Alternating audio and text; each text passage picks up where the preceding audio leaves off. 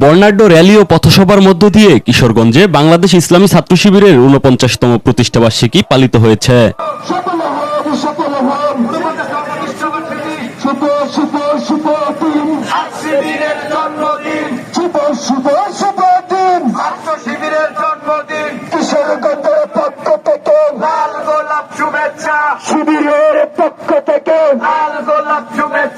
শুক্রবার বিকেলে উপজেলা ছাত্র শিবিরের উদ্যোগে র্যালিটি শহরের প্রধান প্রধান সড়ক প্রদক্ষিণ করে থানা মোড়ে পথসভার মাধ্যমে শেষ হয়।